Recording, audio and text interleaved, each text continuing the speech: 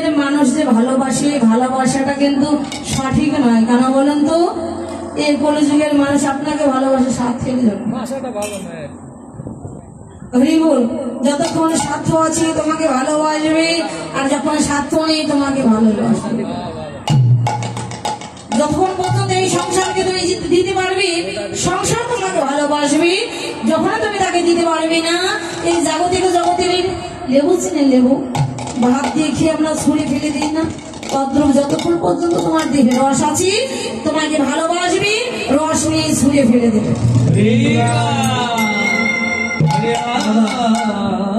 এই জাগতিক জগতের ভালোবাসাটা আমার মা আছে। মা বলুন তো, এই সংসারকে ভালোবাসতে গিয়ে এমন সাধু সঙ্গ করার সময় পেলি না, ভগবানকে ডাকার সময় পেলি না।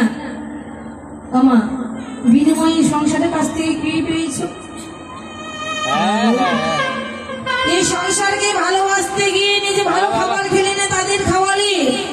এই সংসারকে ভালোবাসতে গিয়ে নিজে একটা ভালো পোশাক পরলে না, তাদের পরালি। তথাপিও এই সংসারের বিনিময়ে তোমাকে আঘাত করবে, বিনিময়ে বলবে আমার জন্য কি করেছ?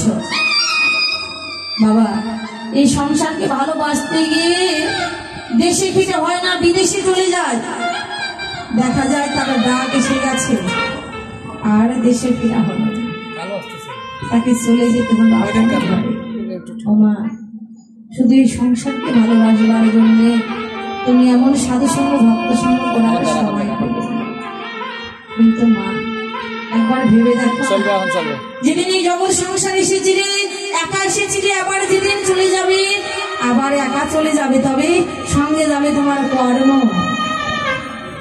যার যেমন কর্ম তার তেমন ফল।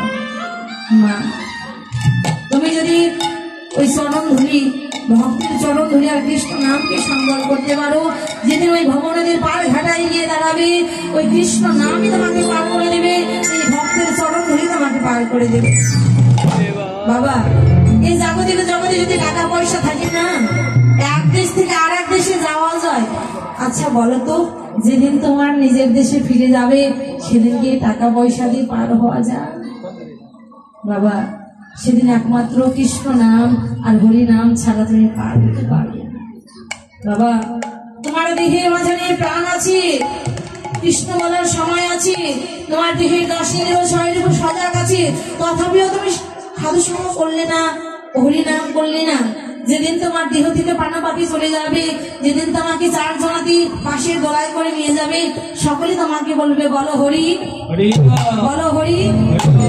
সেদিন তোমার দেহ মাঝারে আর হরি বলা পাখি আর থাকবে। বাবা, এই সংসারকে ভালোবাসতে গিয়ে তুমি একবার এমন ভজনযোগ্য দেহটা ভগবানের চরণে নত করবার সময় পেলে না, অক্লান্ত পরিশ্রম করে গেলে। বাবা, যেদিন তোমার দেহ থেকে প্রাণ পাখি চলে যাবে সেদিন এই দেহটা শ্মশান ঘাটে নিয়ে যাবে। শ্মশান ঘাটে নিয়ে গিয়ে উত্তর শিওরে শুয়ে একটা মাটির কলসি ভেঙে দিয়ে তোমার দেহটা আগুনে দিয়ে পুড়ে ছাড়খাড় করে দিয়ে সকলে বাড়ি চলে আসবে। সকলে বলবো ওই দিকে আর ফিরে তাকিও না গো, যে যাবার চলে গেছে তাকে আর মায়া করার দরকার নেই, তাকে মায়া করার দরকার নেই।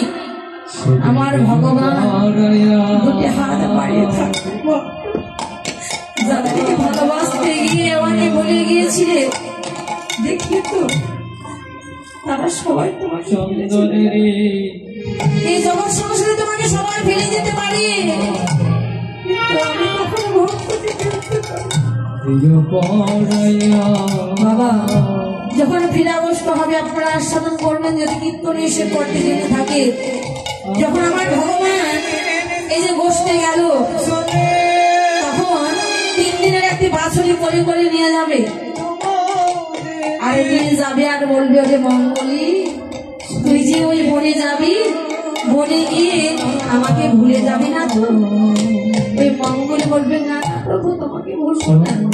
মঙ্গলি শোন, ওখানে না কালী দহ আছে, ওখানে কাটার ঝাড় আছে, ওখানে কচি কচি ঘাস আছে, শোন ওগুলো পেয়ে আমাকে ভুলে যাবে না তো? বাবা, কালী দহ মানে কামনা বাসনা, কাটার ঝাড় মানে হিংসা, আর কচি কচি ঘাস মানে লোক লালসা। ও মা, বাবা